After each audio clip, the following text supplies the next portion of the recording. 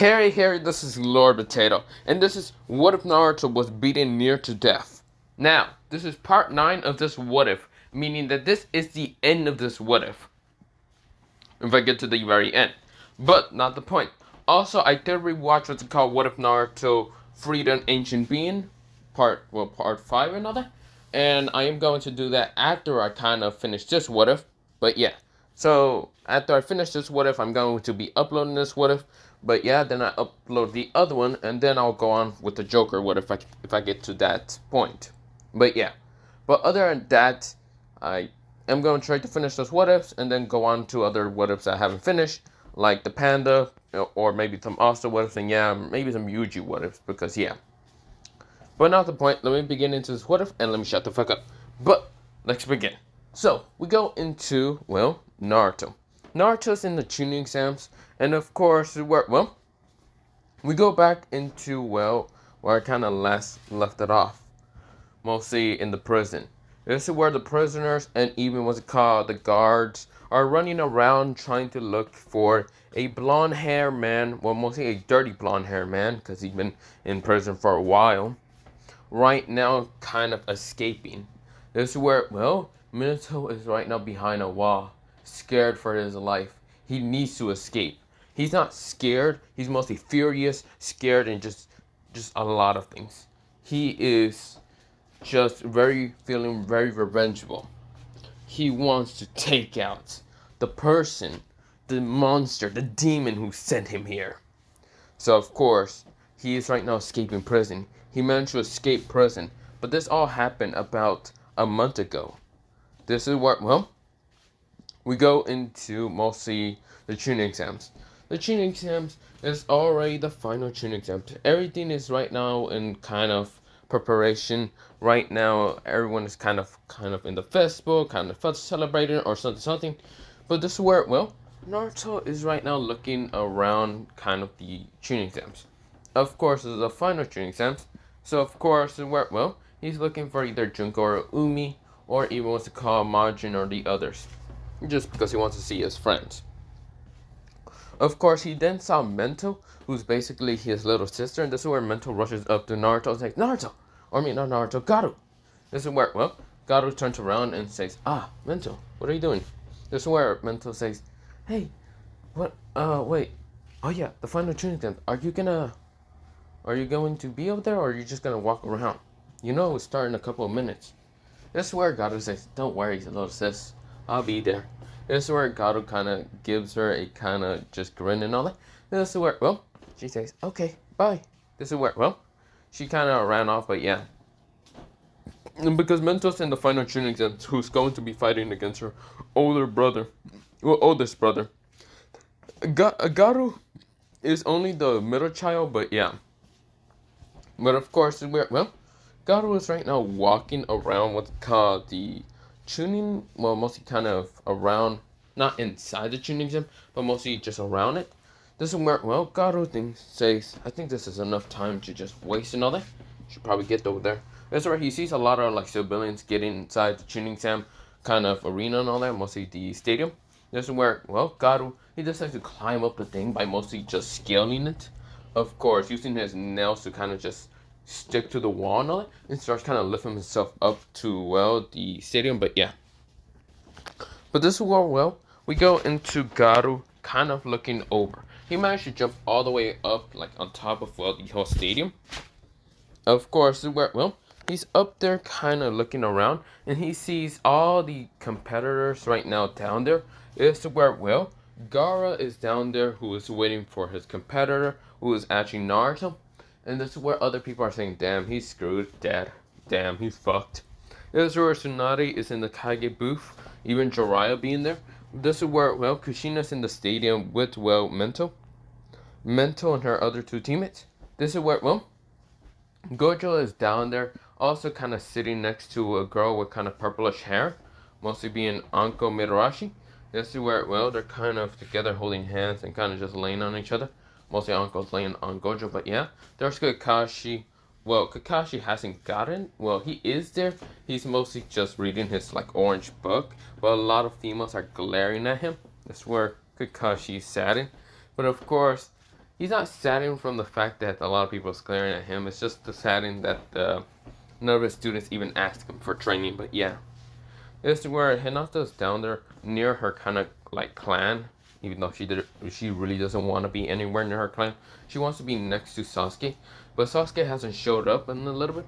Of course, this is where Menma is down there, kind of near like the what's it called, near the what is it called, fence, the metal like pole and all that, and kind of just looking, well, not metal pole, metal railing, of course, looking over to see the fight against Garu from the sand, or not Garu from the sand, Gara from the sand versus Garu Uzumaki.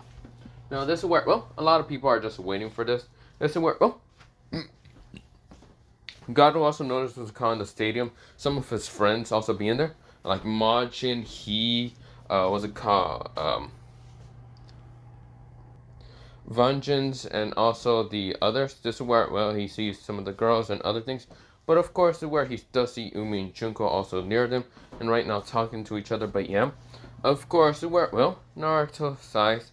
This is where, well, he was still on top of the, like, very top of the stadium and all that. And this is where, well, he kind of went backwards. Mostly started taking some steps backwards, like if he was leaving. But instead of leaving, he cracks the ground and starts running. This is where he now just off and dives off the stadium. Right now, going down the ground. But of course, when he lands down the ground, he just rolls and decides to appear right in front of Gaara. Gaara looks very shocked that someone just fucking dolphin dives like that. But a lot of people are just shocked, and this is where Garu appears saying, "Bring it on." This is where the tuning exam, mostly the tuning examiner, says, "Okay, so Garu is here. Let's begin. Begin now." This is where he raises his hand up and kind of like swings it down. And this is where, well, Garu smiles. This is where Garu starts sending sand at, well, what's it called? Garu? This is where Garu dodges to the right and left, but yeah. This is where, well, so many people are now seeing this. This is where Garu is dodging to the right and the left and all that. This is where his vision has become much more perfect over time. He fought against the Akashis, also the Rain Ninja, and during the Rain Ninja kind of running through the Rain Village, he did get hurt somewhat, and of course his adaptable ability was actually getting much better during the kind of run through the village, because he was hurt a little bit through a lot of things, and almighty push and stab by D6 pain. I didn't really mention that, but I forgot to mention it. But yeah. But of course Garu didn't care. Of course he got much more better at adapting. This is where, well, his human limits are actually breaking every time. He already broke his human limits. Now it's right now through, well, becoming a monster. But of course he still looks human and not a monster. This is where Garu appears right in front of, well, what's it called? Garu in his eyes with the speed. This is where, well, someone was watching this, and when it's none other than Rock Lee, his rival. And Rock Lee sees, what's it called, his rival, Naruto, right now blitz Gaara. Right now grabbing him from the face and smashing him down to the ground. This is where, well, Rock Lee noticed still the weight that, well, Garu has. He realized that Garu has gotten faster, and it seems the weight doesn't even slow him down. This is where, well, Gaara gets up by kind of transforming into a sand clone and then appearing right behind, what's it called, Garu. And of course, this is where, well, Gaara says, "Sand style, sand tsunami." He sends sand tsunami at, well, Garu. Garu dodges, like he jumps up pretty damn high. And this is where, well, he then kind of axe kicks down to the ground, smashing the ground, and right now making the ground just blow up from the impact of mostly the kick. This is where, well, the sand exploded, and of course it's trying to just grab Gaara from not falling down, mostly being stable. And this is where, well, Gaara then says, "Sand style, sand tornado." This is where a sand tornado appears around him. Mostly being around him, not actually, what's it called, attacking Garu. This is where, well, he then goes through hand signs and says, "Sand style, sand pond." This is where a sand pond actually appears all around, what's it called, Garu and what's it called, Gaara. It was only like the sand just appearing all around him, like the dirt and all that, right now transforming into sand. And this is where, well, Garu noticed that this might be troublesome. This is where, well, Gaara then goes to other hands and says, Sansa, Sam Catcher. This is where he tries to catch, well, Gaara, or not Gaara, not Gaara, Garu. And this is where, well, Garu notices, and this is where, well, he saw that this was a sand attack was about to hit him, until Garu says, oh no you don't. He breathes in and then out. He says, the fist of flowing water crush rock. This is where his hands right now glow into this bluish color. And this is where, well, like this bluish aura, bluish color. And this is where, well, the sand is about to get near him. It mostly looks like tentacles or another, and trying to grab him. But this is where, well, Garu went so fast that he destroys all the sand attacks in an instant. And then rushes towards, well, Gaara. Gaara, he still has the sand tornado, but of course this is where he decides to exert defense. Sand wall. And this is where a sand wall was inside the sand tornado, right now trying to block the attack that Garu is sending. This is where Garu says, fine, if you want to play like that, then I just have to smash through it. Much more powerful. This is where, well, Garu, right now, his hands right now glow from a different color instead of blue, like a reddish kind of color, like a reddish color. This is where he says, fist of exploding heart liberation. This is where it's kind of red and yellow, and this is where he smashes through the sand wall, smashes through the sand tornado anyway. He smashes through both of those, and still punches the shit out of what they call Gaara. Gaara goes, he spills out some like blood with like spit and all that. And this is where, well, he then realized that, well, Garu managed to pierce through it. But of course, this is where Garu rips through the sand, and of course then sends another attack. The fist of exploding heart liberation into Gaara's chest again.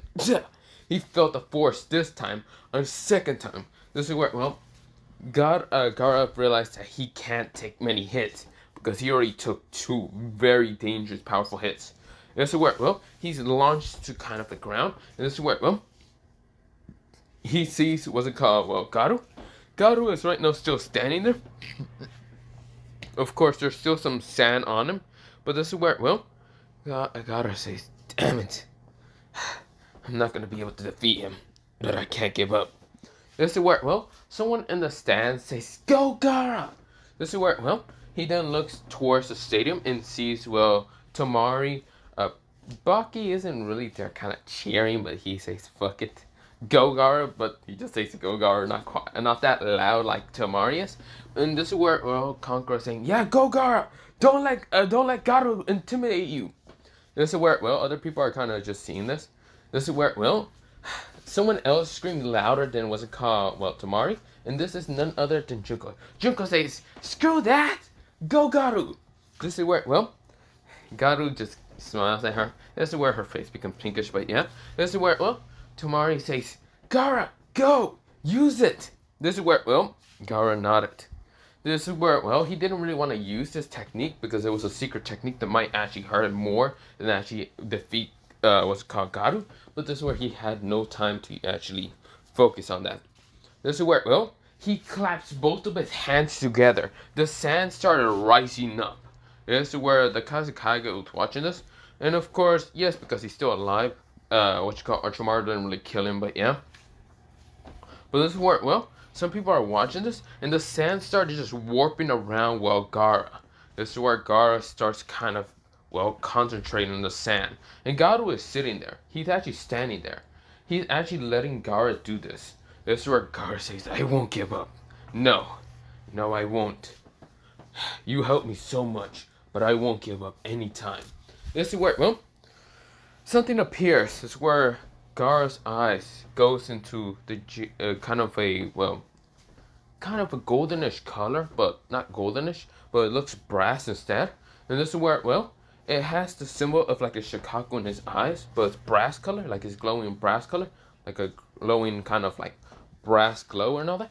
This is where, well, his hair becomes kind of like still red and all that. Well, darker, mostly it's darker red. But of course, it worked. Well, his skin, well, you can't really see it because it's right now covered all over his body in samurai armor. He right now has two swords, well, near him. But yeah, this is where, well, this is what, well, Gaara's kind of wearing, but it's all made out of sand, like sandstone and all that. It kind of looked like sandstone, but it started having the symbols of like Shikaku and all that. Like the Shikaku symbols were, well, not symbols, mostly the kind of like lines and all that throughout the armor. And this is where a tail appears behind Gaara. But this is where this like tail of Gaara's isn't him going berserk and all that or letting Shikaku out. It's mostly that Shikaku's helping him out and making this armor much stronger. This is where, well, Gaara's eyes are still in the glowish yellow, but of course, there's two horns, well, mostly that looks like a helmet and all that. The helmet has a horn, but instead of being the horns are like, what's it called, pointed to, well, the opposite side of each other, not pointed up.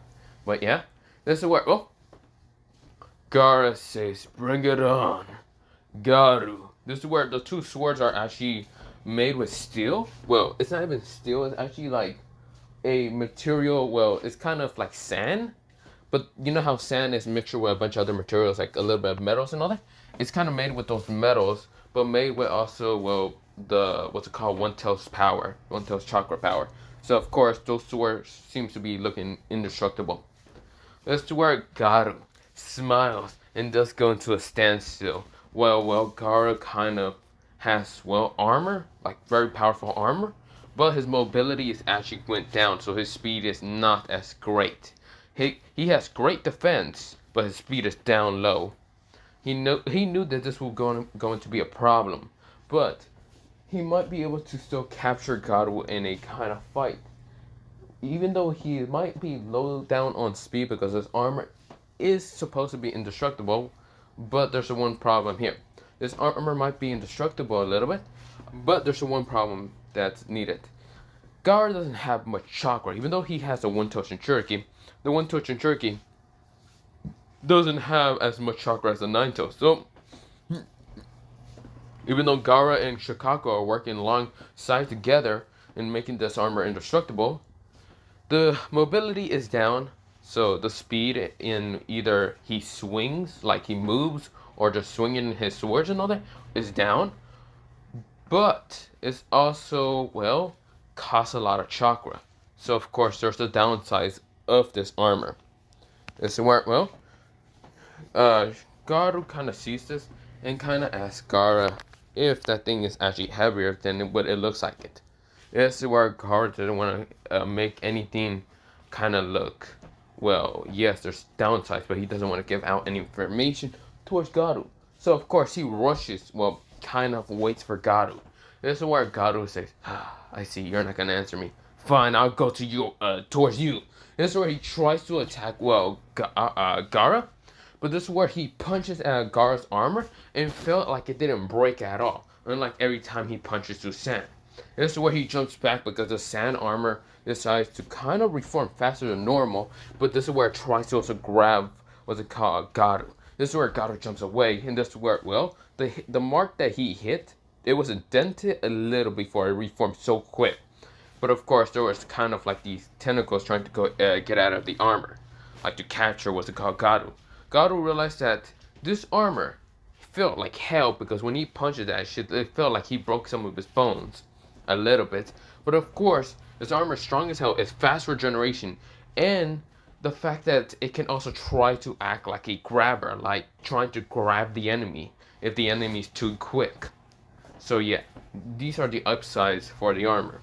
This is what, well, Gaara kind of says, bring it on, Garu, don't you want to get close and personal? This is where Garu smiles and then says, I do.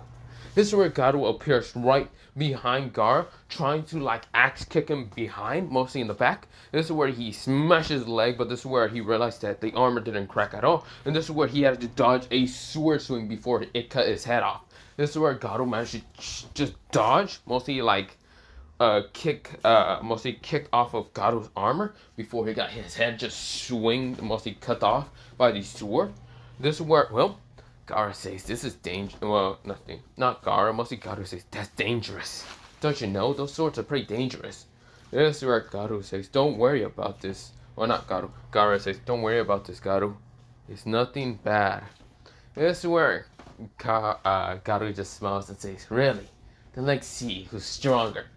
This is where, well, they keep fighting and punching and kicking. Well, mostly Garu is doing all that, but sees that the armor is pretty damn dense, and he feels like it bones is kind of like hurting more than, well, does it call him actually hurting Gara at all. But Gara is right now panting a little bit hard. This chakra, he won't be able to last too long. But of course, he tries to swing multiple times at Garu, but Garu mostly dodges him. And Garu is right now a little bit panting, but yeah. Hence where, well, he isn't using any flow techniques just right now, just to see the weakness. If it doesn't need any flow techniques, he won't use them. But he wants to see if he can at least dent it with his just normal strength. This is where, well, someone was right now flying very fast towards the Leaf Village. This is where she had black wings, mostly black wings made out of paper. And of course her eyes were kind of like this emerald kind of color. One of them had the, what's it called, emerald kind of Renegon. And this is where she had very purplish hair. This is where right next to her is, well, someone that she needs to create the paper platform. And there's two people laying there. This is where, well, she's rushing towards the Leaf Village in high speeds. But this is where someone is getting close to the Leaf Village. Well, not even close. Up here near the Leaf Village. Saying, with these eyes, I will take you out, you damn demon. This is where, well, we go back into Garu and what's it called? Well, Gara. Gara right now swings his blade, but this is where his two blades started glowing. And this is where Gara says, Sand twin slashes. This is where he swings both of his swords down, and this is where two slashes made out of sand, but also this chakra glow, trying to slash at what's it called, Gara, or not Gara, Garu. Garu had to dodge both of them, but this is where he actually managed to get cut a little, like a cut near his waist. This is where he's like, damn, this thing actually rushed very quick. This is where he jumped away, and this is where, well, mostly jumped to the side, but yeah, this is where, well, Gara says, how do you like that, Garu? Do you think you can be able to defeat me now? This is where Garu grins and says, wow, you really think that you're all that? Fine, I'll show you something powerful. This is where, well, Garu's hand right now goes into a bluish color again. And this is where he says, fist of, well, fist of mostly, this is where, well, Garu says, fist of warping wind slashing steel. This is where he rushes at, well, Gara. And this is where Garu was about to like slash his sword at Garu, which Garu tries to kind of like rip through them because of his technique. But this is where something happens. It didn't manage to even dent or even cut the, what's it called, the swords in half. This is where Garu realized and had to dodge. This is where, well, he easily got kind of a little bit of his skin just cut off. And also kind of, well, his kind of long sleeve a little bit cut off. This is where, well, he just grinned, like he kind of groaned a little bit, and this is where he says, damn it. He looks at, well, Gara. Gara says, did you think that would actually work against me? Gara. This is where Garu says, I guess not. But all I have to do is just wait for you until you run out of chakra. Because I realized one thing. You're panting a little too hard, even though you barely been moved. This is where, well, Gara said, damn it, did he figure that out? Oh, and yes, I did figure it out. After a couple of hits, I realized that none of the punches or any of the hits were hurting you, but yet you were still panting. Realizing that this armor takes a lot of chakra. This is where, well, he says, damn it. Now, the reason why Gara's is like a samurai armor is because he got expired with the samurais mostly from Iron Country. Because he managed to get a book during the, what's it called, 1 month training. And mostly he was kind of asking both Kankuro and Tamari and even some guards to actually help him with, what's it called, the kind of sand armor. Of course, it wasn't perfected because he realized it still takes a lot of chakra. He wanted a perfected one where it doesn't take too much chakra when he fights against Garu. Because he knew fighting against Garu is troublesome and such a pain in the ass, but yeah. This is where, well, Sasuke managed to get there and seeing the sand armor and seeing how Garu was actually losing against, well, Gara. This is where, well, some people are kind of shocked with this, but this is where, well, Gojo already had his eyes open a little bit and did kind of just put his blindfold back again, even though Uncle refuses for him to do something like that dumb. Well, he doesn't put his blindfold. He just puts his shades back onto his face. But Uncle really doesn't like him doing that most of the time. But yeah, because Uncle really just loves seeing his like brightish blue eyes, just always kind of either just looking around or looking at her most of the time. She's really flustered about it. But yeah, this is where she kind of pouts at mostly not Garu, Gojo, by kind of punching him in the stomach. This is where Gojo managed to kind of block it with Limitless. Well, not Limitless, he mostly just lets it happen. This is where he says, yeah, Uncle, you need something? Mostly he say, Uncle Chan. This is where Uncle says, let me see your glasses. This is where Gojo says, but I don't wanna. Let me see them. This is where Gojo kind of gives them to her and says, please don't break it. I'm not break it. This is where Gojo says, come on, you don't need to do that. This is where, well, some of the Jonin sees the antics between, well, Jonin Sensei and a kind of kind of just tuning ninja. But yeah, because Uncle's still tuning while Gojo is Jonin. But yeah, this is where, well, they kind of just have this amusement look, mostly Kurenai, but yeah, and Hana and Yuga, but yeah. But of course, it worked well. They look back down, and of course, Gojo already did notice about, well, what Gaara's kind of up against. Now, of course, Gaara's whole armor deal, he has to take a lot of chakra, and yeah. It also takes a lot of strain on his body, as you mentioned, that this armor isn't that light, it's heavy. Even though it's tough and, like, very tough, seems indestructible again to, what's it called, Garu and other things, even if he uses techniques, it seems indestructible. It's heavy, very powerful, yes, it's heavy though, because any armor that's indestructible is going to be extremely heavy.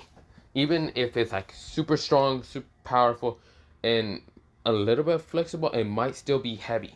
So no matter what, even if you pick the best armor in the whole world, it's going to be heavy. Don't care. Maybe if they manage to use scientific bullshit to kind of make it lighter, but even if they make it lighter, that some of that protection is going to be not there. But yeah, I'm only saying this, okay, I just ramble on, but yeah, sorry about that. Let me go back into what if. But of course, well, Garu is kind of seeing this, and this is where, well, Garu says, so, how much chakra you have left? Garu, he grins while his face mask started dissolving, and this is where, well, he didn't actually want to do that on purpose. That was only the fact that he's running out of chakra. This is where Garu says, damn it, you bastard. You notice way too fast. This is where, well, Garu says, of course I notice faster. You think I wouldn't notice? Huh, I'm not dumb. Sorry about this, Gaara, but you left, well, since there's no more armor in your face, I'm gonna clock you in the face. This is where Gaara says, no you don't. This is where, well, he puts both of his swords right in front of him, and this is where, well, he decides to try to block the attack from Garu, but this is where Garu says, fist of flowing, well, fist of flowing water crushing, or mostly crushed rock. That's where his hands goes into a bluish color. This is where Gaara thinks that he will be able to block it, or even try to counter slash at, well, Garu, because Garu is aiming for his face. But this is where, well, that wasn't even the case, because, well, Garu was about to hit Gaara in the face. But of course, this is where, well, Garu disappears in an instant, only leaving a, what's it called, illusion. Right now, peering behind, what's it called, Gaara. Gaara widened his eyes and realized that his back is now weakened. Mostly all his armor is weakening thanks to the low exhaustive chakra. Here's where Garu says, sorry about this, what's it called, Gaara? But I won't let you defeat me. Not now. I will become the strongest in the world with taijutsu. This is where, well, mostly Garu's hand, one of his hands go flowing blue, like the blue color. And it's, well, blue and all that. And it's called, he's doing Fist of Flowing Water, Crushed Rock. But in the other one, right now, his hand becomes red. And it's called Fist of Warping Wind Slashing Steel. This is where he looks at, what's it called, Gaara, and Gaara winds his eyes, already realizing that he accepted his doom. But before that, his armor might have started cracking all of it, except for his swords, because he was adding the last bit of chakra into his, well, one of his swords. This is where, well, Gato started striking Gaara in his back. Of course, the armor was still protecting him a little bit, but of course, he can feel all the hits and pain. This is where his armor started cracking to a million pieces. It started dissolving faster. This is where, well, Gato says, I won't give up. Well, not Gato, mostly Gaara says, I won't give up. This is where his right hand was still the one that had the sword before his other sword dissolved it already. And this is where, well, he turned around really fast, of course, still getting hit multiple times in the face or anywhere in his body. But this is where, well, he then swung his sword right in front of him. This is where Gato was going to protect it by kind of just adding chakra towards his like hands and all that. But instead, it was a faster slash than normal. This is where, well, it was a quick slash before the sword just dissolves. After swinging it once, the sword just cracks and destroys in an instant. But this is where an invisible quick slash. It was Gato says, well not Gato, mostly Gaara said before falling down after kind of realizing that he lost. Gaara says, quick sand slash. This is where, well, the sword dissolves at that time, and this is where a slash appears. Right now, cutting Gato. He coughed up blood, of course, falling down to the ground, even though he was, well, he did get swing up, and yeah, you get the point. This is where Gato falls down to the ground, bleeding from his chest. This is where it was a kind of deeper sword slash and all that, into managing to cut him. And of course, it was kind of deep, but it wasn't that deep at the same time. This is where Gato managed to get up. This is where Gaara falls down already passed out. His eyes are blank white. He is knocked out for the count. This is where the proctor says, Gato has won now. This is where everyone is kind of cheering. Some people lost the bet, and they are crying because they lost. Because, yeah. And of course, this is where, well, Uncle and Gojo are seeing this and kind of just smiling at the brat. But yeah, this is where, well, Gato, he gets up. Right now, panting a little bit hard, but yeah. This is where, well, his, mostly the Nitos is starting to heal him, but yeah. This is where, well, his wounds are starting to kind of heal and actually be put back together, but yeah. This is where, well, Gato says, you did good, Gaara. Damn it. This is where, well, Gato, he was about to pass out until, well, Kushina appeared behind him and grabbing him, but yeah. This is where, well, the proctor says, okay, next match, Sasuke Uchiha versus Neji Hyuga. May you come down to the stadium. This is where, well, Sasuke gets up, and this is where he has a fury right now, just a fury right now in his eyes. This is where, well, Neji's going down there and thinking, fate will allow me to win. This is where, well, before Sasuke gets to leave, this is where, well, Itachi mostly grabs him from the shoulder and says, hey, just remember, good luck in that. There's no winning or losing. You're still my little brother, so I will still care about you. Even if you lose or win, it doesn't matter. This is where Sasuke says, I know. What's it called? Oni-san? I think Oni-san was older brother. Was it older brother? I don't remember. He kind of just tells Itachi older brother. This is where, well, Itachi smiles. He knows that, well, not Gaara. Sasuke is still very pissed from the fact that the Hyuga, the older looking Hyuga, did hurt the kind of love of his life. And yes, Itachi does know about Hinata, because Hinata has always been close to Sasuke. And of course, this is where, well, Itachi, he kind of just lets it happen. He has teasing material, but yeah. This is where Makoto is also kind of next to Itachi. And this is where, well, Makoto says, so, you think he's very angry and vengeful for the fact that the older Hyuga hurt his, well, only one precious girl? This is where Itachi says, yep. This is where, well, Itachi kind of just gives what's to call Makoto a thumbs up, and yeah, they kind of just grin. And the fact that, well, Sasuke is walking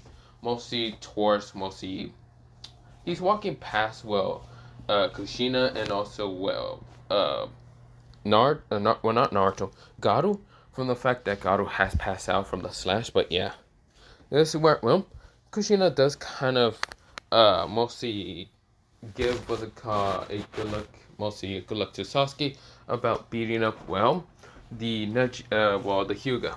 This is where Sasuke kind of say thank you, and he walks away. But yeah, this is where, well, Sasuke has been training with Tachi for a while, and he has been angry every time because he was too weak to actually protect Hinata. But yeah, this is where, well, the state, mostly what's called, I should also mention that as well, Kankuro and also Tomari went down there to kind of grab their younger brother, who was Gaara. But yeah, of course, this is where, well, Neji, who was seeing them kind of walk past him, this is where, well, Neji kind of gives him a kind of snarky, mostly not remote, mostly a remark and all that. And this is where, well, Tomari slapped the shit of him. This is where, well, Tomari says, shut the fuck up with your stupid fucking fake bullshit. This is where, well, she then walks away, and this is where, well, Kankuro felt that slap. He's like, damn!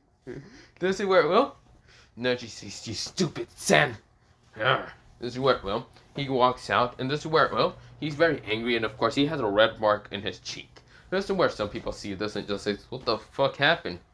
They remember hearing some kind of loud slap, but they don't know what the fuck that was during that time. And then they see that red mark. They're like, damn, did he get slapped by who? Damn!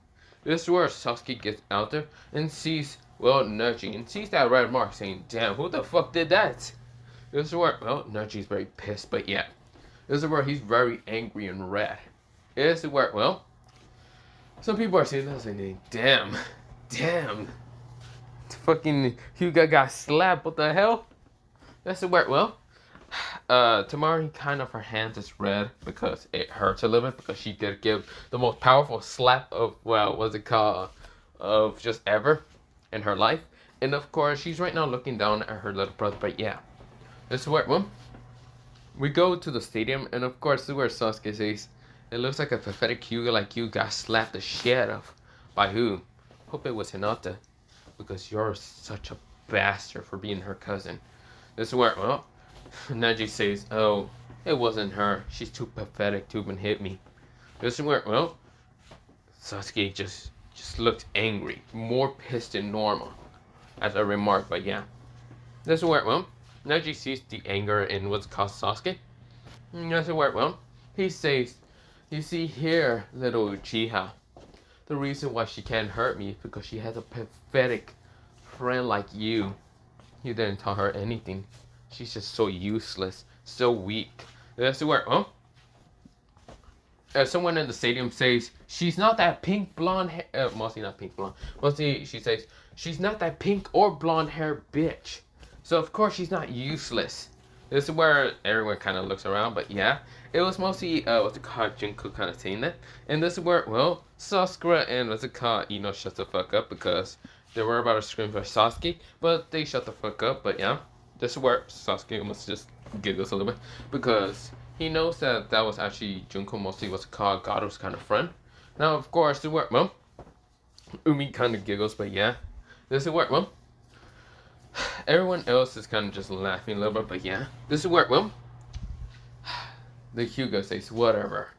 You see here, Sasuke Uchiha, you will never win against me because of fate. This is where the proctor says, okay, begin. This is where Sasuke appears right in front of, well, Neji. Right now, swinging a axe, well, not an axe, swinging a knee straight towards, well, not Sasuke, Neji in the face. This is where Neji gets launched backwards. But yeah, this is where Neji was just cut off.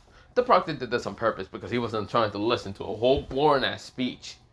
First of all, it was very exciting in the beginning of the battle, mostly the first match. Gaara versus Garu.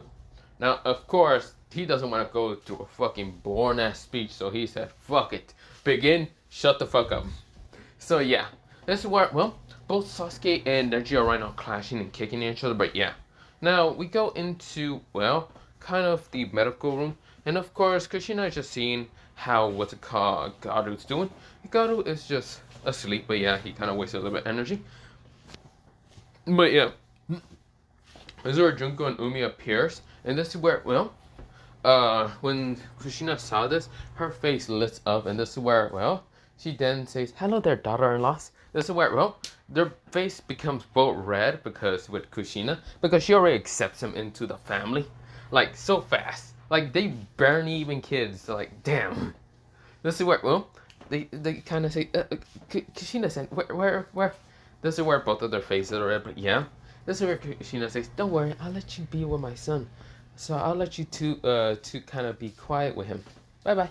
This is where Kushina walks away, and this is where both of their faces are even more red, but yeah. This is where Kushina is walking away, but yeah. This is where, well, she then kind of got to receive a letter by a kind of tuning, or not even a tuning. Mostly it wasn't even a tuning, it was actually a guard. This is where Kushina got on guard because, well, this guard was a prisoner guard. And of course, well, Kushina said, what do you want? Are you here for my son to bring him back to prison? This is where, well, the guard said, no, sorry about that, no. I'm sorry if I'm still in uniform. We just have an incident breakout after a while, and we just came to warn you. What are you talking about? Minato Namikaze has managed to escape prison. This is where Kushina widened her eyes. This is where she was about to scream, but then realized Naruto's over there sleeping. She doesn't want Naruto to worry about too much. This is where, well, Kushina says, what do you mean he escaped? Well, during a little event we were having, Minato Namikaze managed to kill about 4 guards and of course 2 prisoners before managing to escape us. All the prisoners and guards were looking for him, but he managed to escape. He also managed to escape the booty warrior, or mostly the warrior. He said warrior because he didn't want to say booty warrior. This is where, well, he said warrior. And this is where, well, Kushina widened her eyes and says, what? How's that possible? How did he manage to escape? Don't you guys have cameras? This is where, well, the guard says, during that time we were having the cameras mostly on a kind of system check on. So mostly all the cameras were down and we didn't know where he went. We suggest that he managed to already kind of be in the 5 great nations. We don't know exactly where he's at, but we all just know that he's somewhere. This is only a warning towards God and you, Miss, well, Uzumaki.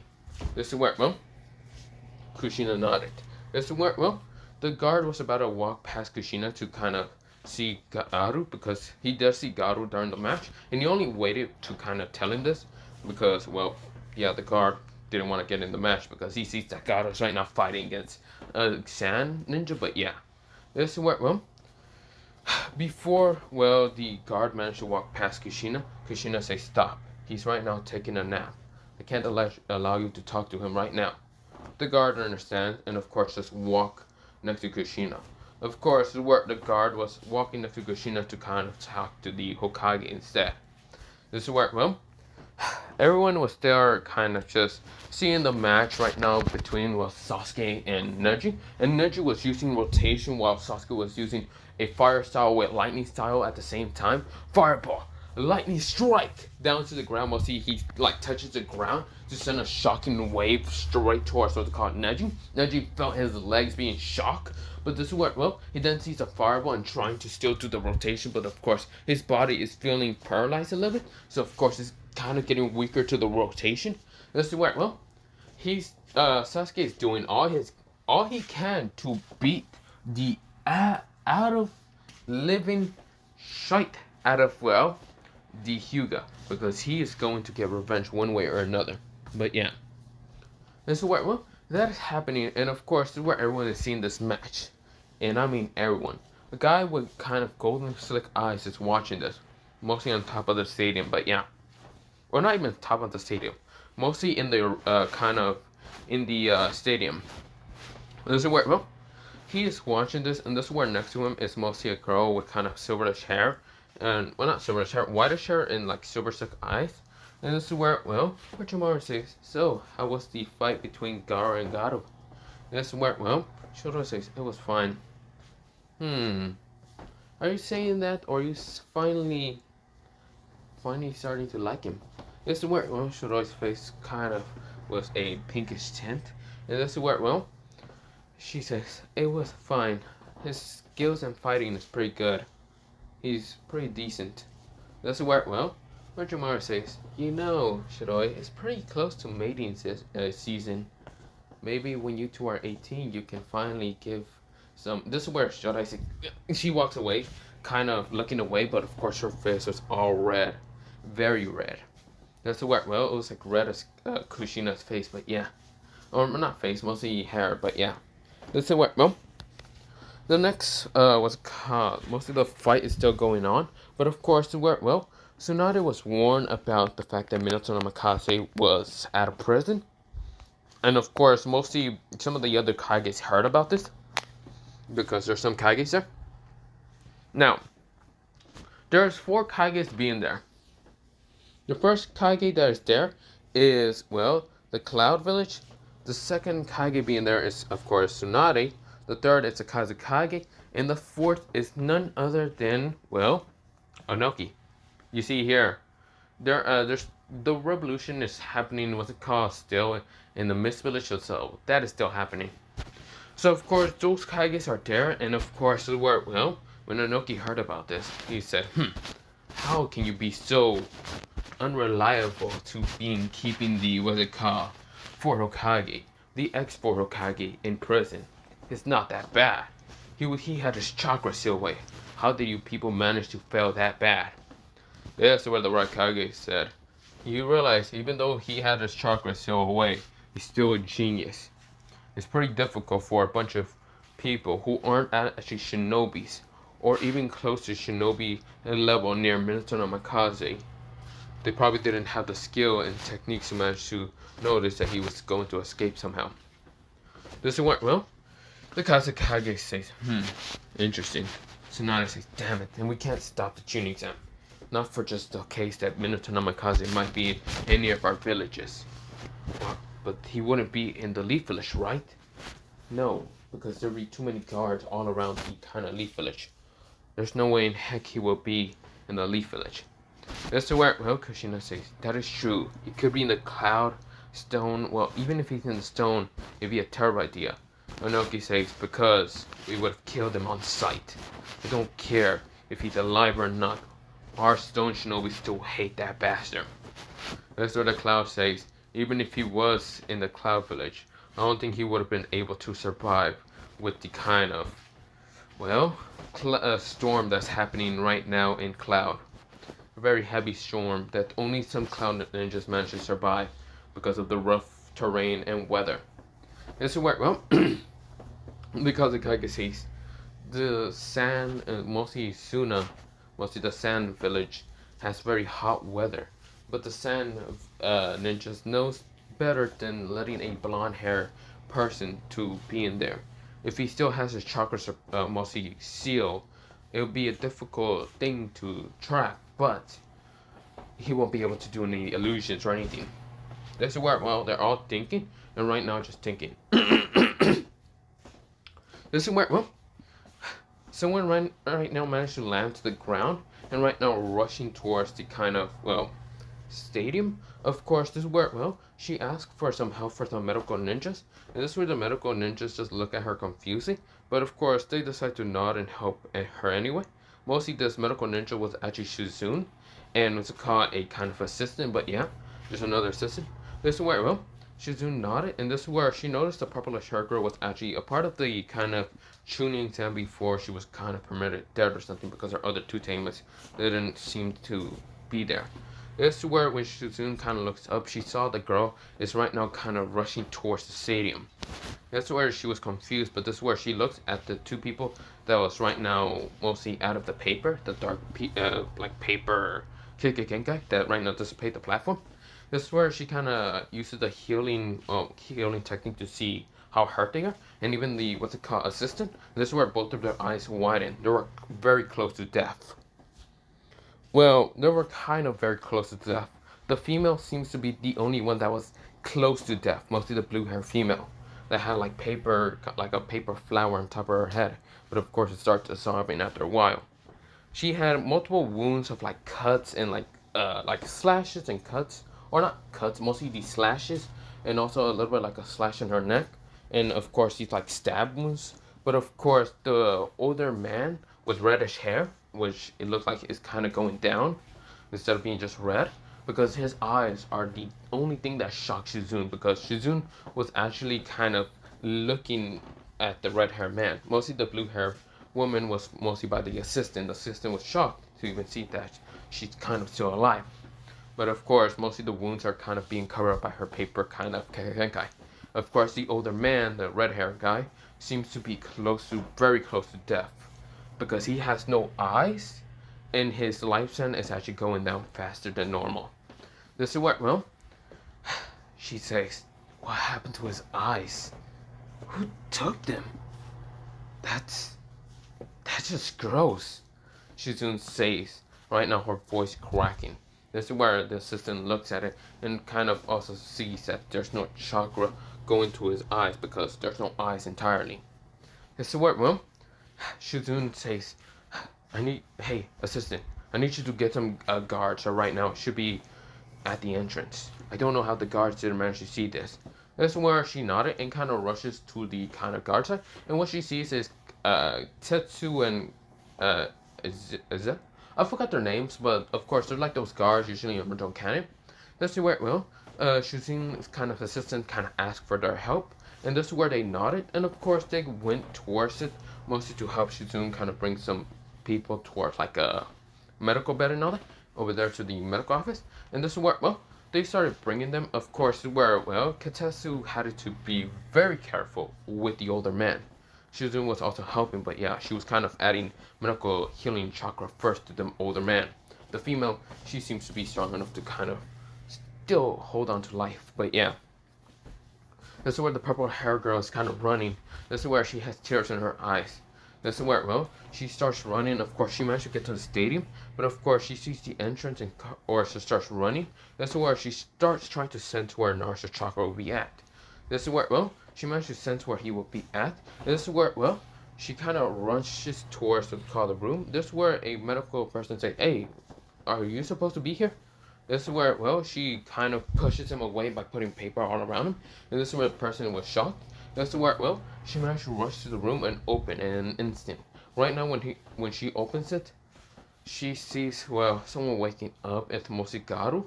And this is where, well, Garu has his kind of shirt cut a little bit, but yeah, but still managed to, his wounds are healed. And Junko and, well, Umi are there kind of just talking to him. Also, Shiryuki, I should mention, yeah, Shiryuki is there. Or, is it this one, or is it in the, wait, yeah, Shiryuki is basically a girl with kind of like very like lightish, whitish, bluish hair, but yeah. Of course, she's right now just talking to them, and this is where the purple hair girl opened the door, and this is where mostly the three girls are confused until the girl kind of just jump onto, well, Naruto, and of course she says, Garu. This is where Garu was confused. He says, huh? Kaya? This is where Kaya says, Garu.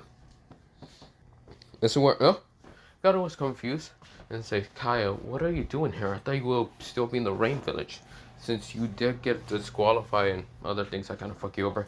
But not the point. This is where Kaya says, Garu, I need to tell you something. Huh? What is it? My father, my mother, they were attacked by this blonde-haired man.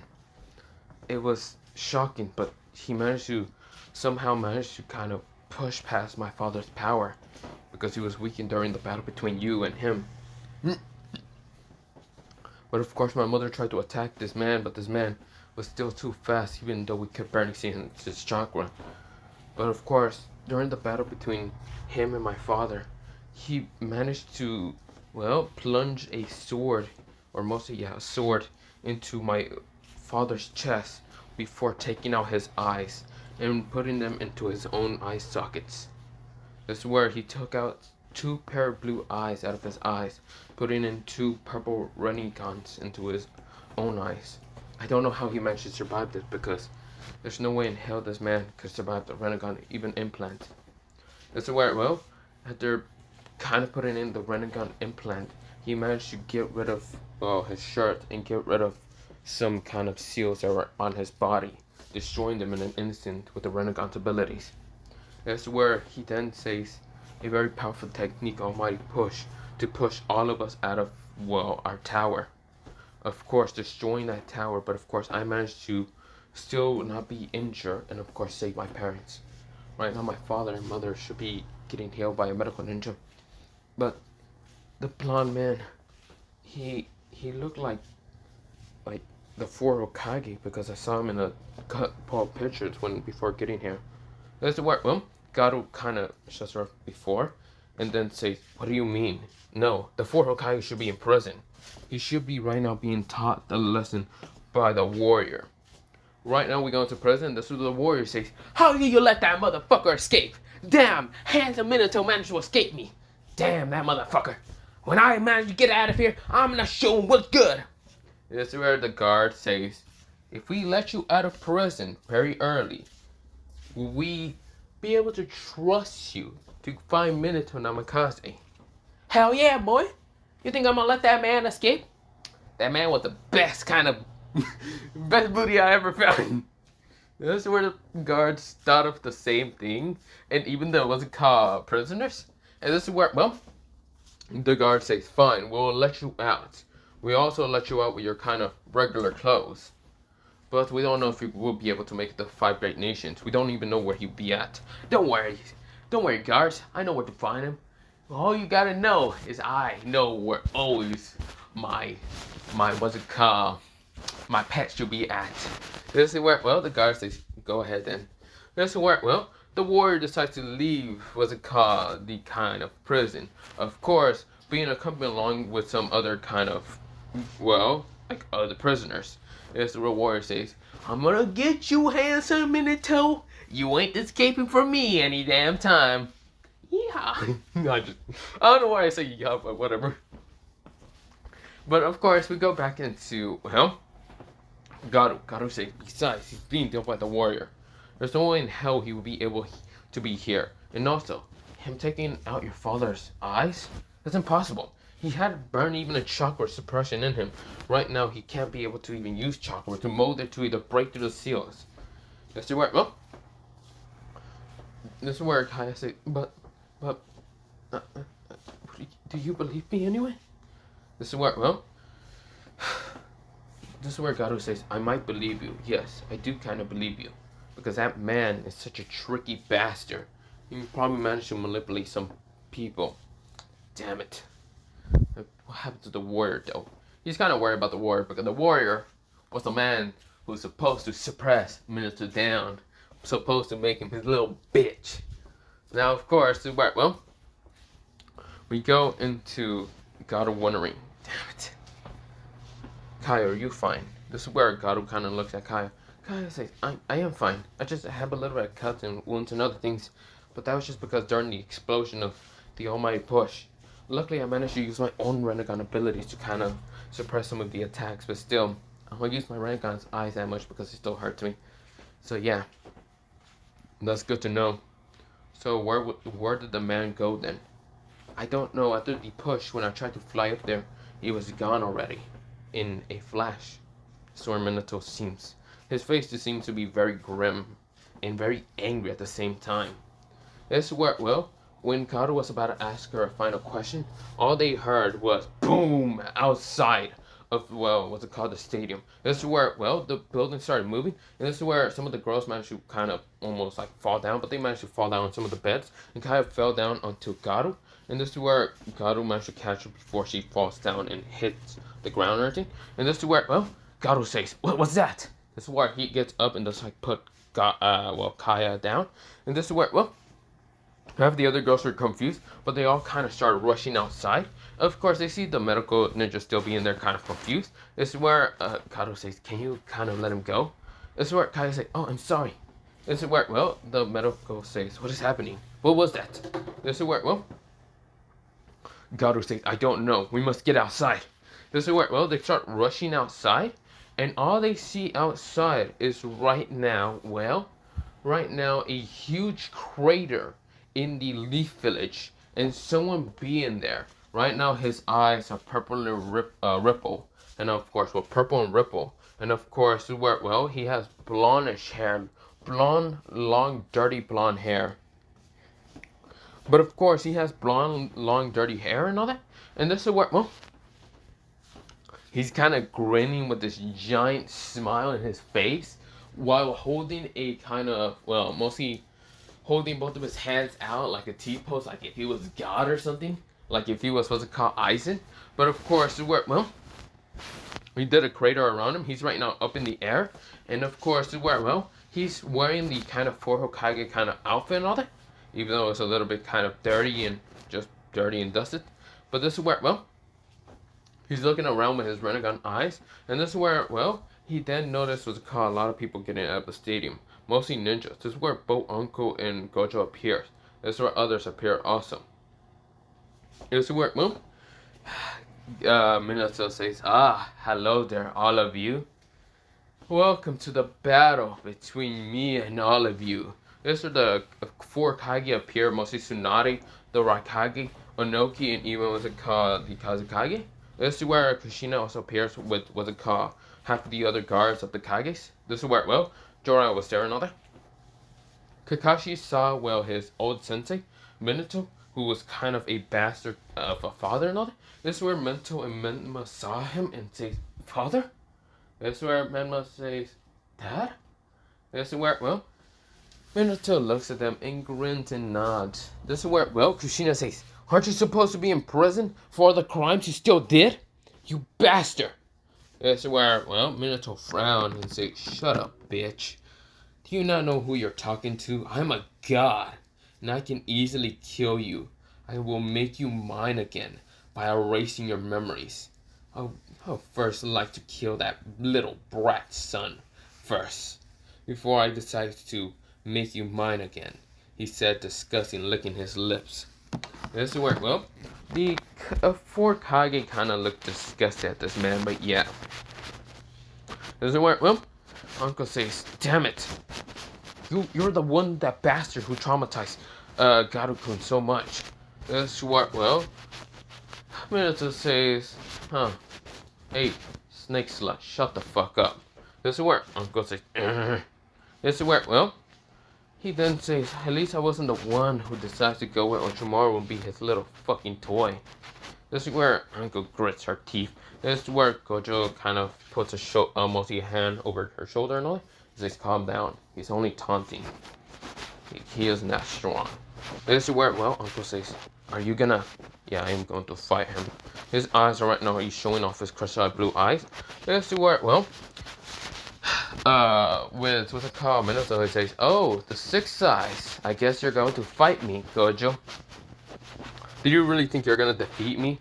Gojo says, there's no way to find out unless I kick your ass. This is where, well, the 3 legendary Sannin also steps in. Yes, 3, because Orochimaru appears saying, damn it, how the hell did you escape the warrior? This is where, well, Minato grits his teeth and says, what? Oh, Orochimaru. This is where both, well, mostly everyone wind their eyes. And Orochimaru is just angry and grits his teeth saying, you should have stayed with the warrior. The warrior was a good man. What did you do to him? This is where Minato says, I killed him. I killed him and managed to escape. He won't get in my way no longer. Minato's bullshit, I should mention, because he didn't kill the warrior, because the warriors right now get into the 4, well, mostly the 5 great nations. But yeah, to find his long-lost bitch. But yeah, now of course, well, Minato says, but whatever, you people won't be able to take me out. I have the power of the god eyes. I also have to send you blood and running through my veins. You people won't be able to take me out. This is where, well, they all wind their eyes, and this is where they see that Minato went in crazy with power. This is where, well, Minato says, but whatever, you people won't be able to take me out. This is where, well, energy right now exploded out of him with chakra and all that, like very powerful chakra energy. This is where, well, he didn't just, what's it called? She mentioned what happened to Minato. Minato managed to take the Renegon eyes. Run through. He managed to take the Renegon eyes from Nagato, and of course managed to hurt Kona. And just see what's it called, the other person with the kind of the other Renegon eyes, but different color.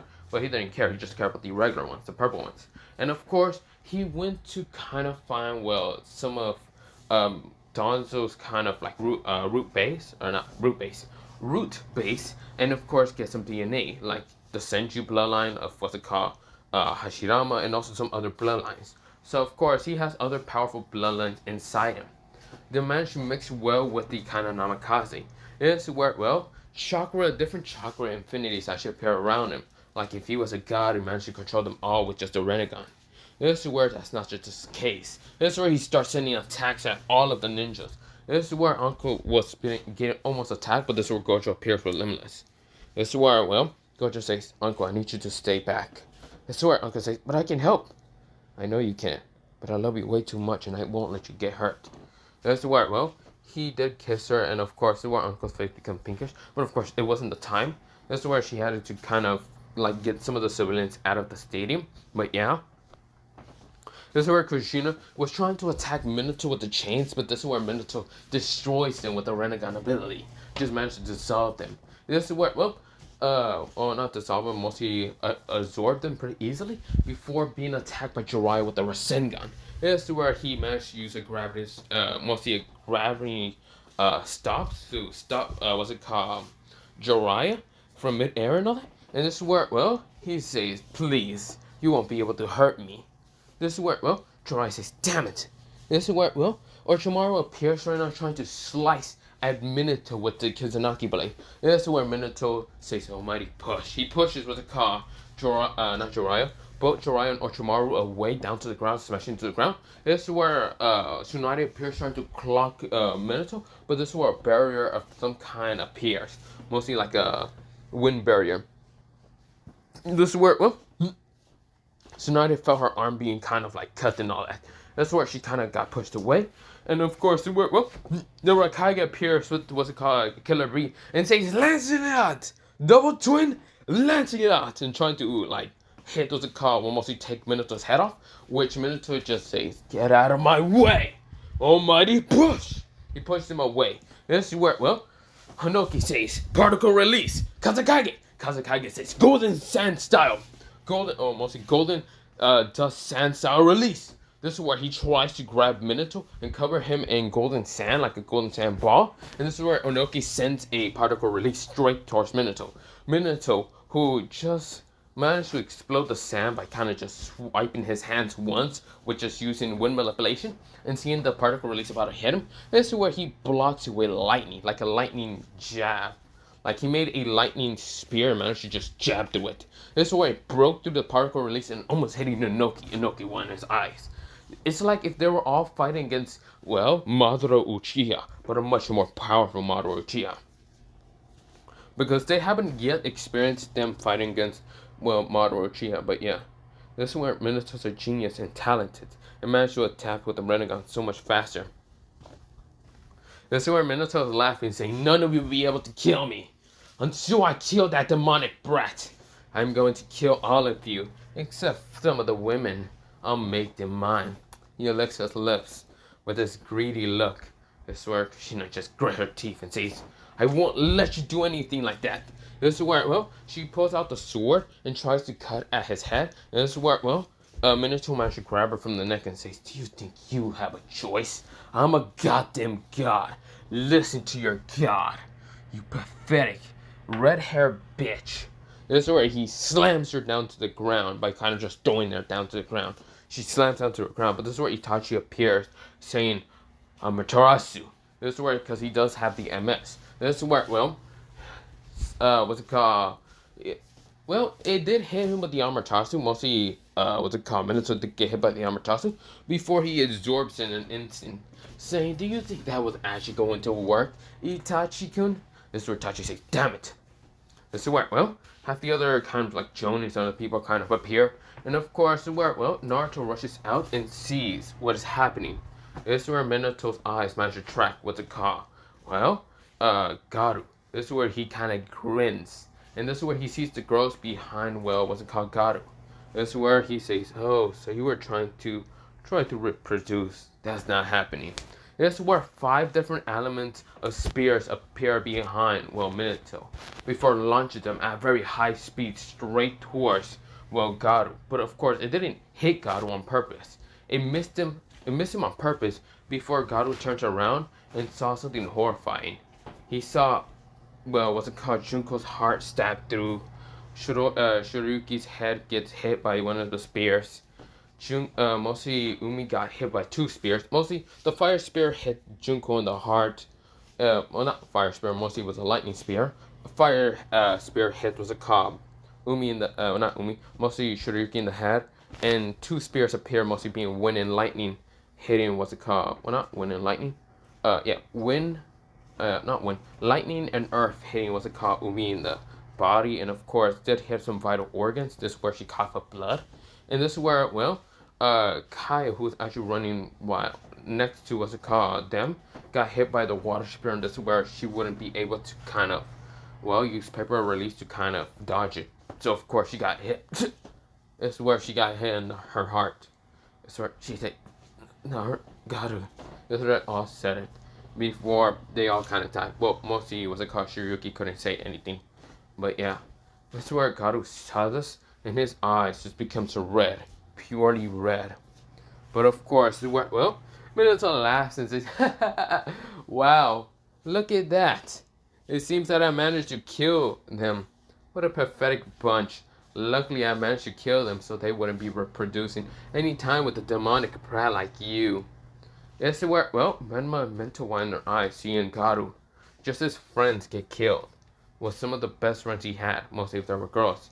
But Manja and Vanchi saw this also when they rushed outside, and they just saw this sight. This is where, well, Minato says, "Ha! I can easily kill you." Kushina got angry and says, "You bastard!" This is where, well, she was very angry because now her daughter-in-laws were kind of dead. This is where, well, and she didn't even mind the purple-haired girl because he thought that she was going to have more kids and all that grandkids. This is where Garu saw this, and all he saw was nothing in rage, just pissed off, very, very pissed off. It's where, well, Garu's seals, the seals that were containing his kind of, well, whitish chakra, was now cracking, breaking instantly. It's where, well, Gojo saw this and says, "No, Garu." This is where everyone widened their eyes. It's where, well, Minato says, "Whatever, you should die now." Swords, he says, 12 swords of destruction. They all appear being different elements. And that's where he sends them all at Naruto. This is where Kushina says, "Garu!" This is where, well, everyone widened their eyes. This is where Garu saw them. They all stab into Garu. Garu died. This is where, well, Minato laughs and says, "Wow, he's truly a pathetic kid." Ha! Well, I am God, and I did keep my promise, now killing after the demon. And now this world shall be mine. This is where, well, Gojo saw this. This is where Gojo could have protected him. But no, he let Garu die. Because another, well, one of the element spears, well, an element sword was actually about to hit, was called Anko, so that's why he protected Anko. But saw who one of his, well, last students just dead. This is where Gojo was enraged. But something else happens. An explosion of power appears. This white light just shot up to the skies. Right now it became white, but then black. Then after becoming black, it becomes into this twinkling kind of sparkles of different colors before exploding in rage. This is where, well, Garu right now screams to the heavens, saying, "Bastard!" This is where, well, something appears, like someone appearing right now, mostly in Garu's mindscape. After exploding with different powers, mostly light, it was white, then it became black, but then it twinkled into like different stars and all that. In his mindscape, someone appears who was actually Garu, who was Galaxy Garu, who was right now in front of, what's it called? Naruto. This is where, well, the kind of evil version Naruto. And this is where, well, Garu says, "Interesting, kid. You've been saying that you were Garu Uzumaki. Even though I'm burning your reincarnation, but yet you're still here using my power, remembering the techniques, perfecting them at this maximum kind of point, and being able to use some galaxy abilities. How about this, kid? I'll help you out. I'll give you the remaining last bit of power I have, being Galaxy Garu, for you to time travel, or for you to beat the shit of Minato and time travel, until you finally get a happy story. With these powers, there were supposed to be gods, but I was killed by Saitama. And the man who did kind of help me and save me in realizing this.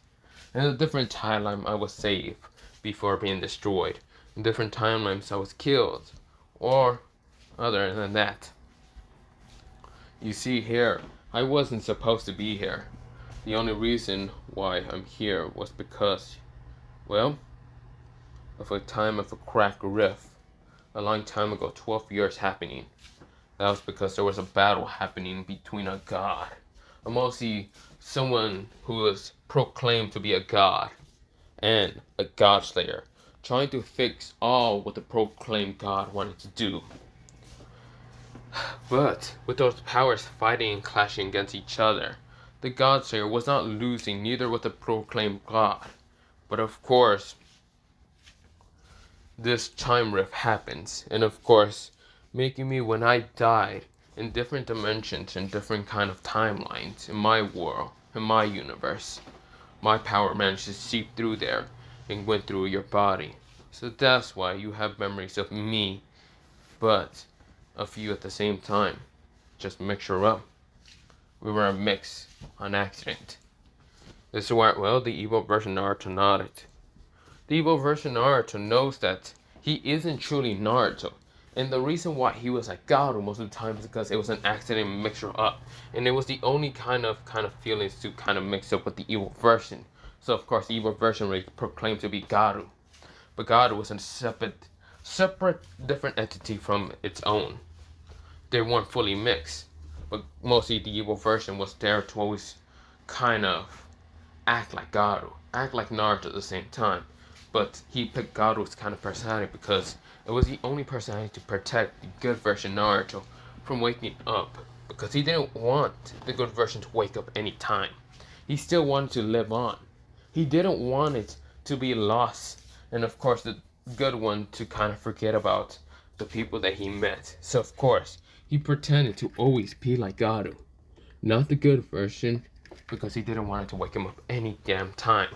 He didn't want it to lose his friends. He didn't want it to be forgotten. He didn't want it to be, well, full, because, well, if he was full, if he let the good self version, well, wake up, he didn't know if the good version would be able to, well, let him control.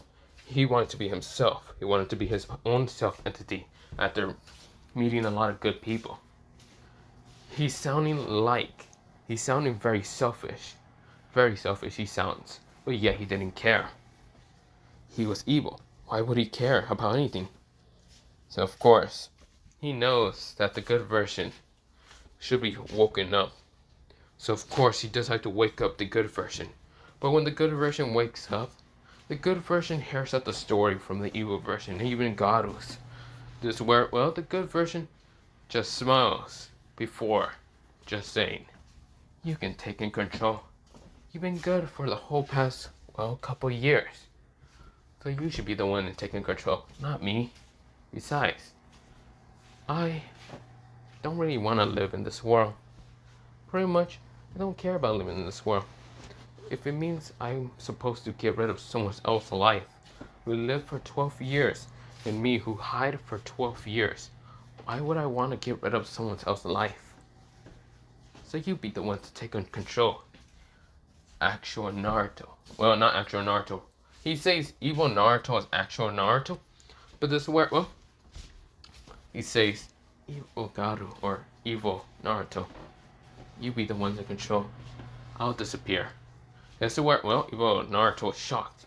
This is where, well, but he says, but you're the, this is where the good Naruto started dissipating and saying, you're the one to win this. You want everything. Why would you want to be selfish? You truly wanted to protect me only. You truly wanted to kind of let me sleep and not feel any pain. You were the only one feeling all this pain, being the one to take control. So you're the one to live on with this life. I'll be the one disappearing forever. This is where the good Naruto says. This is where, well, the good Naruto lends his last bit of chakra that he had before dissipating into nothing. This is where, well, evil Naruto started crying. This is where he started feeling actual emotions. This is where, well, when he saw was a car, mostly his other friends die during the whole what's it called mostly the five element spears. He didn't cry. He was mostly in anger, but this time he was crying. This is where his eyes were red, and this is where he then looks at Garu and says, "I will take your power." This is where both Garu and even Naruto finally fuse. This is where the power of the explosion happening right now dissipates. Right now, what appears in the crater of Naruto was none other than Cosmic Rage Garu. This is where, Cosmic Rage Garu. Of course, the Naruto was still with Naruto, but of course, it fused into Naruto's power also.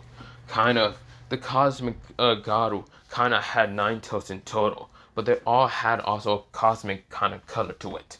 This is where Cosmic Garu looks at, Minato. This is where, Garu's eyes. One of his eyes was kind of like a yellow Milky Way here, and the other one was a red Milky Way. This is where, Garu, who appears right in front of Minato, punching him in the stomach. This is where, Minato was launched away super fast and high speeds. This is where Minato widened his eyes. This is where Minato started trying to land in the sky. He was still floating up, and this is where, Garu appears, punching him again in the face, launching him through trees. This is where everyone widened their eyes, seeing this new form of Garu's appear. This is where, Garu, he is right now not saying anything, but right now fighting against, Minato. Minato and him are just fighting and clashing. Before, Garu is saying, fists of flowing. This is where Garu's voice was a little distorted and all that. He says fists of gravity, nuclear infused. This is where both of his fists decide to appear into different colors. But of course, smashing into Minato in an instant. Minato could barely even use his other elements to block before he uses wood shards to try to grab Naruto. Naruto manages to smash through and of course appears saying fists of flowing water, crush rock. This is where he smashes in a technique into, Minato, multiple of them. This is where he then says fists of flowing, mostly fists of warping wind slashing steel. Smashes another attack into Minato. Fist of exploding heart liberation. Another one. Fist of tiger fang biting truth. Another attack smashing into Minato. Multiple attacks. Fist of abyss emptiness. Fist of the parts lakes and glaciers. Fist of foolish pathness. Mountain ranges. Fist of ultimate fist of the three-legged crow. Killing fist that curses face. Fist of poisonous sky demon. Fist of loneliness. The last one was like fist of loneliness prosperity. Started just beating the shit out of Minato with multiple techniques at once. It was all just different techniques. This is where, Garu then says, my own technique. Killing God Fist of monster destruction. This is where, he started just beating the shit out of Minato in a high speed. Minato could even just realize what was happening. The Renegon could barely even progress at the speed of, Naruto's. Naruto was so high in speed that it was barely able to be reactive. This is where, Minato says, I won't die. This is where, Naruto smashes fist again into Minato's cheek, smashing him down to the ground. But of course, this is where he then appears again, right now, right into the ground. Then, when Minato was still smashed into the ground, this is where Naruto appears, kicking him mostly up, just kicking him all the way up, mostly smashing him into outer space. Very fast into outer space, but yeah. This is where, Minato gets smashed into one of Jupiter's moons, but of course the Renegon eyes are actually allowing him to kind of breathe a little bit in space. But this is where Naruto smashes into the moon right now with a bluish kind of glow. So this is what it would look like. This is what, what's it called? Minato sees. Basically just this kind of form right now in front of him. So yeah, it's just gonna keep moving, mostly the galaxy kind of colors, but yeah. But of course, what's it called? Minato seeing this and says, what the fuck are you? This is where, well, Naruto looks at him and says, We, I know, we are Cosmic Garu slash Uzumaki. This is where, well, Minato says, No, you're not. You're some demon. This is where, well, God will appear saying, Demon, we're a damn god. Punches Minato so hard that Minato was launched through what's it called Jupiter in an instant. This is where Jupiter is kind of like, mostly since Jupiter's a gas, he just went through it through easily. He just threw pretty easily. This is where Minato is right now in space, trying to use the wind manipulation so he can still fly. But this is where Gato appears through a portal. And this is where, well, this is where Gato says, what's it called? Face manipulation, or not face manipulation. He said copy. Or, well, not copy, this is where, well, Gato kind of his face changes in an instant, right now becoming Watchdog, and of course he says copy. This is where he says copy Watchdog style. This is where he's right now bouncing through space, but he's landing on invisible platforms that are not even there. But truly, they are there. They're mostly light particles. He's right now just bouncing around, smashing multiple attacks into Minato. This is where Minato can't even dodge. This is where he then uses wind manipulation and tries to push, well, Gato away. But this is where Gato starts jumping into portals. And this is where the technique he kind of uses are called roaring, QI. Well, no, that's the wrong one. It doesn't really have a technique name, but he's just jumping through portals, smashing Minato multiple times. Minato does try to use the wind manipulation, but, well, Naruto can just make a portal and smashes a fist through it. But yeah, he smashes mostly inside the kind of air blast, but this is where he punches Minato still. Minato cannot react fast enough, and God was just beating his ass. This is where, well, Gato says, I won't let you escape. This is where Gato, right now, he says copy. Universal style. Garu. This is where Garu's face, his actual face, appears. This is where he says, flowing water, crush fist. Fist of exploding heart. He punches what's called Minato and explode. That's where he uses warping wind, slashing steel. Multiple slashes appear in Minato. This is where he then says, fist of gravity, nuclear fusions. And this is where he starts just beating the shit out of, well, what's called Minato. This is where he then copies his face again, changes his face again. This is where he then says, change face. Saitama. One Punch Man. This is where, well, what's it called? Naruto says, killer move, serious.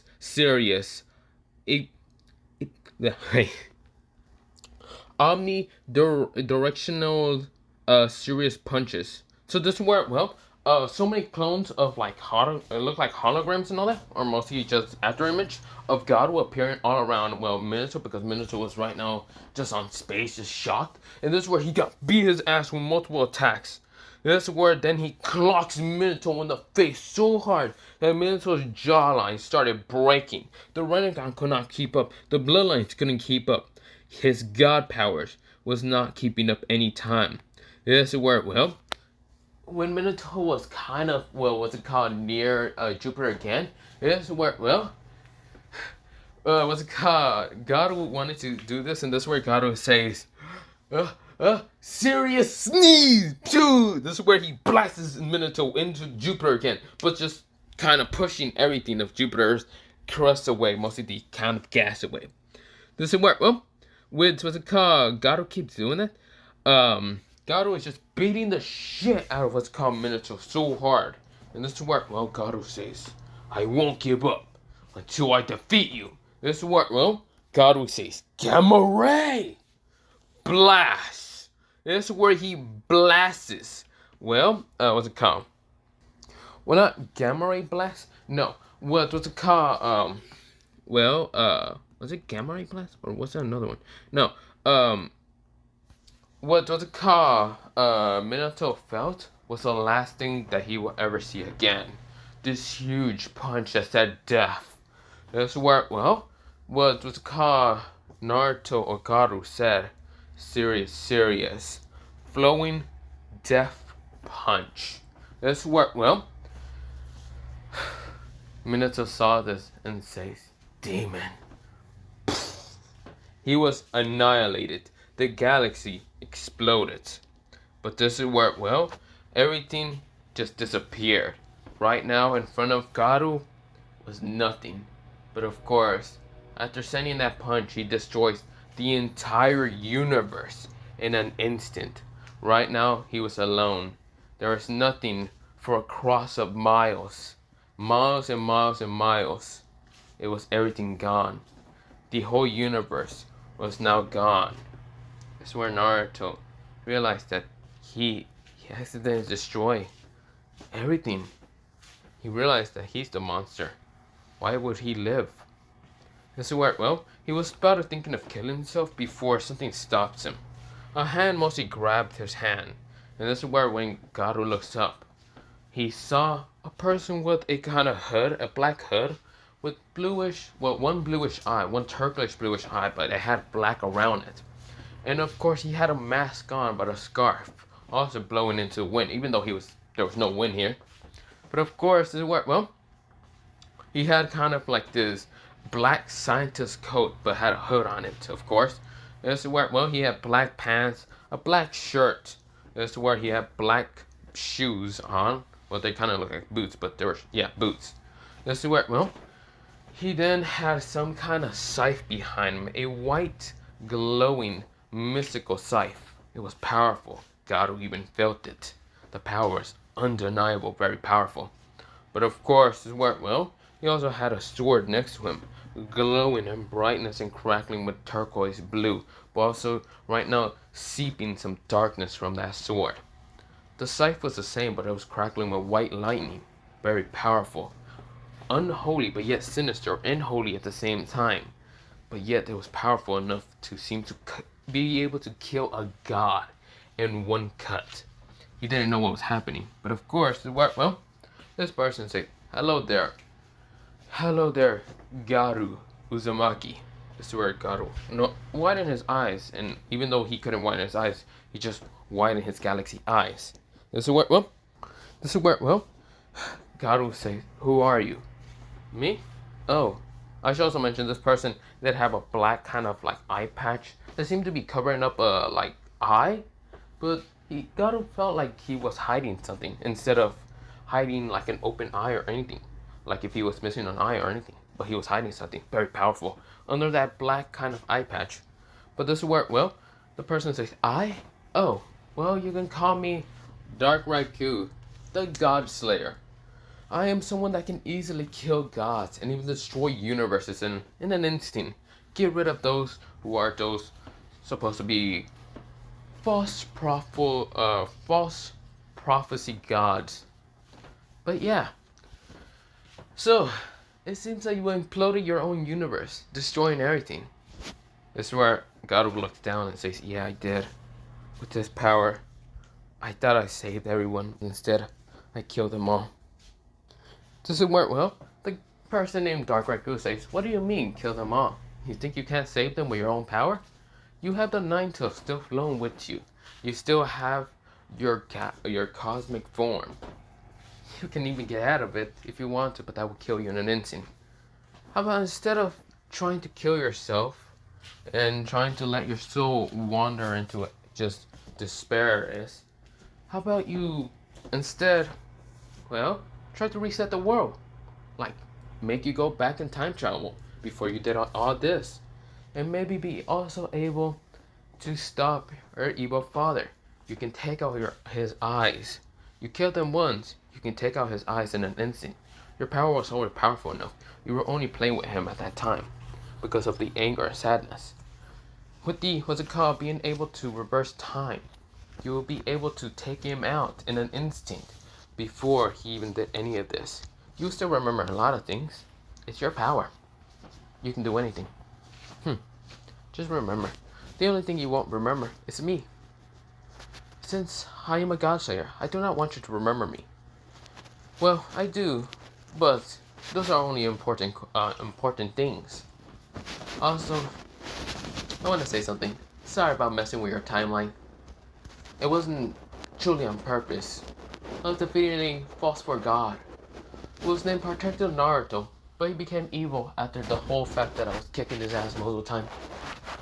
So I stopped messing with timelines for a while. I said for a while. I'm still gonna be messing with timelines. It doesn't matter. I'm bored. A lot of people are bored. You can always feel the human boredom. Well, I'm not really human. And technically, not really. I don't have any human blood in me. Not even close. I am half... Well, if you get from the title, my name is Dark Raku. There's two things about me that are different from normal people. I am a half Godslayer. A Godslayer was an evil kind of tantrum also. And the second bloodline I have is I'm a dragon prince. And so, being a dragon prince, I'm kind of good-hearted somewhat. But at the same time, being a Godslayer, I'm an evil bastard. So I'm just telling you ideas and how to reset your world. So how about it? Don't you want to try? This is where, well, Garu went his eyes. He then thanked Dark Raku before he decides to do the techniques. When going back in past, like, what's it called? You know, if you have read One Punch Man, you remember what's it called when Garu did taught, what's it called, Saitama to kind of, well, reverse everything and to, well, mostly go back into past. Yeah, that's what Garu did. And when he went back into past, he jumped out of the passing string and appeared right in front of Minato, sending such a powerful punch, but this time not a punch to destroy the whole world. A punch to knock the life out of Minato and taking out the Rinnegan eye so fast. One hand took out the Rinnegan so fast by mostly piercing through them and then clocking Minato so hard that it knocks Minato's light out, but also, what's it called? Knocks him out, but also managed to destroy some of the bloodlines because he used some of the cosmic ability to destroy the bloodlines. But yeah. But not just that, he also got rid of Minato's chakra network. But yeah. Minato's not dead, he's just knocked out. And this is where, well, Cosmic Garu was there for a little bit until he just went back into the Naruto.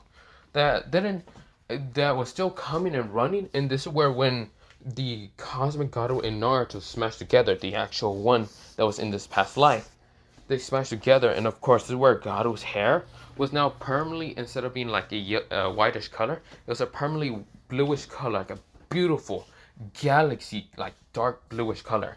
And even did sparkle a little bit like galaxy. This is where Garu was confused, and when everyone kind of went normally, they just saw, well, Minato knocked the fuck out, and of course Naruto with this rainbowish hair, the sparkly rainbowish hair. Garu was confused, but of course he then got all the memories. This is where he fell down and passed out. This is where, well, someone appears. Well, before he did poke out both of the eyes of Minato, but also they reformed them and all that. Or mostly he didn't reform them. It was someone else decided to reform the eyes, but not Rinnegan eyes, just regular blue eyes. This is where, well, when Minato woke up, he said, what just happened? This is where, well, Kushina and everyone else were pissed over what's it called? Well, Minato. Minato says, what the fuck? No, my eyes. I don't have them. No, my Rinnegan eyes. My god power. This is where he tried to reform some chakra hand signs and even tried to use a flying Raijin. He couldn't. He said, how? This is where, well, Minato heard someone's pants mostly unzipped. This is zip. And this is where, well, Minato turns to the side of him and saw something horrifying. No! No! The booty warrior appeared saying, sup, bitch? It seems that you tried to get away from me. This time you won't get away from me. I'll make you my little bitch. Now get your ass over here, boy. Minato tries to run away until some guards, almost some prisoners, manage to grab his ass and say, get his ass! Get him! This is where, well, Minato says, no! This is where, well, Kushina saw this and just like had to cover up both of her children's eyes. And this is where, well, Garu is just kind of getting his hair kind of just touched by mostly his friends because they just see it. It's not that pointy, it's kind of very soft, like very soft. Like this is where, well, Garu was kind of confused but shocked, a little bit blushing a little bit, but yeah. Even though it's kind of first for anyone to see him kind of blush, but yeah. This is where, well, Garu was just confused, but yet he didn't care. This is where, well, Minato saying, help! Help! No! This is where, well, suppression seals appear around them, thanks to Kushina, but yeah. Mostly around that whole scene, but yeah. Minato saying, no! No! I was supposed to be a god of this world! The warriors say, shut up, boy! gave him another, what's it called? You know, just imagine him getting fucking, you get the point, right? Just butts fucked. But yeah, you get the point, right? I'm not going into details with that shit. I don't like going into any sexual details that much, but yeah. Of course, we then go into a time skip. After the Chunin exams, mostly Garu actually became much stronger and could have easily knocked out almost everyone. Of course, mostly Junko, Umi, and others did kind of give up when the fight against Naruto happens, but yeah. Or Garu. This is where, Menma tried to fight against Garu, but Garu was in like this omnipotent level, like beyond him. Of course, this is where, Garu only flicked him in the head, and that's where he's gone. He's smashed into a wall. He's knocked the fuck out, but yeah. This is where, that is happening until we go into a very, kind of mostly 9-year time skip. Naruto is now at the age of, what's it called? He's at the age of 21 now, and of course, right next to him is basically his kind of wives that he just kind of married, and of course, them holding kids and all that. He's also holding 2 kids, but yeah. Most of them have blondish hair, but with kind of a galaxy kind of texture to it. And most of them had like a whitish color, or even what's it called, a very lightish blue color with galaxy color in it, and a purplish color with galaxy blue. Of course, this is where, Kushina's right now just kind of screaming at her kind of new grandkids. Most of them are kind of boys and girls. So of course, this is where she's happy. Of course, as you mentioned one thing, Garu's eyes are no longer, what's it called, they are yellow and red, but they're having like this twinkly kind of color into them. Now, mostly the kids have what's it called, twinkly glow to them, but yeah. And their abilities with, their own abilities from their mothers and their fathers have actually become omnipotent. Mostly thanks to Garu becoming somewhat of a god and all that. This is where, Garu is now, it's still Garu, mostly, not the Garu and all that was sleeping to Naruto. This is evil Naruto still. But evil Naruto actually loves his life. He doesn't care. He loves it. He also likes kind of sitting down and like watching Minato seasonal day of getting absolute fucked by the warrior. Yeah. Mostly, what's it called? Also, Naruto did kind of have one more kid with, what's it called, girl with whitish hair and silverish eyes. And of course, the child kind of had twinkly, very lightish, twinkly eyes. They're silver and twinkly most of the time. Doesn't work, the girl was mostly short, but yeah. Doesn't work, Orochimaru was like right next to, what's it called, Naruto, just talking. In prison, of course, but of course, they're just hearing the screams of Minato saying, "Help! Help!" He's screaming. So yeah, that is happening. That's where Naruto, he didn't really become the Kage of anything. He didn't really want to be, because he just didn't care. He instead actually started a martial artist kind of like dojo. Of course, this is where, he did become one of the strongest taijutsu masters in like the world and all that. Of course, Gojo, he also did have kids. He had like 2 kids, and they had very lightish purplish hair because he had kids with uncle. And of course, they were very happy and all that. Of course, mostly those 2 were actually twins. It was 1 boy and 1 girl. Kakashi didn't really have kids because, Kakashi didn't really want to have kids. But of course, where Mike Guy was still alive. He wasn't a cripple and all that. But this is where, Rock Lee did train his body into actually surviving the 8 gates of death. But of course, he doesn't use him unless it's a serious situation. This is where Sasuke did have to save, his kind of, mostly queen, or mostly princess, from, what's it called, the Tentagon user, mostly the guy that wanted, what's it called, Hinata's eyes. So yeah, that's why he had to kind of be Prince Charming and fucking save her. This is where, he did defeat the shit of the Tentagon user by going into EMS eyes and beating the shit out of him by using the Susanoo, but yeah. Of course, with that happening, yes, the Uchiha did also have to be there to kind of help him. But yeah, this is where Sasuke became the clan head of his own clan, and Hinata did become the clan head of her own clan. And of course, yes, the Hyuga and Uchiha bloodline did get mixed up, but yeah. Of course, that happens. Of course, the whole, what's it called, Sweet Home Alabama, that shit got just removed by Hinata, but yeah. Neji was, put in his fucking place. He didn't die, of course, but he was put in his place, but yeah. Rock Lee did have kids because, yeah. my man, he's a rival, and he knows that he isn't gonna have many kids as well his best rival and his friend and all that, me and Naruto. But yet he was still happy for Naruto. But yeah, for God most of the time. This is where, well, a lot of people were just happy. The new Kage was not Tsunade, but it was not Jiraiya or anything. It was actually Menma. Menma was just like, fuck me. He was actually 22 and he was like, damn, I hate being the Kage now. He then tried to call Garu and Garu says, fuck off. This is where he tried to call Mento. Mento was actually right now being happy with having her own kid with someone else. And this is where, well, Mento's like, no, sorry there, older brother. That was your job. That was your dream. Good luck with that. This is where he then asked what's it called, Kushina or even what's it called, Tsunade to take it back. Kushina says, nope, I'm having way too much fun with my grandkids. You know, since I really love the grandkids of what's it called, Garu's kids, since their eyes are so cute. This is where, well, when Tsunade got a call, she says, no, fuck that shit. I'm having fun also with Kushina, man. Just fuck that. You good luck with that. He then asked Jiraiya, and Jiraiya was peeping on women, saying, yes, research.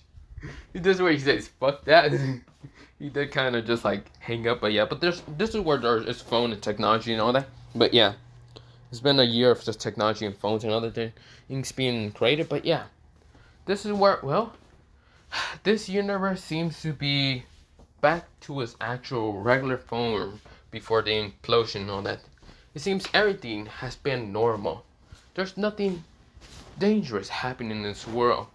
That and also the Utsuzukis felt the power, said fuck that.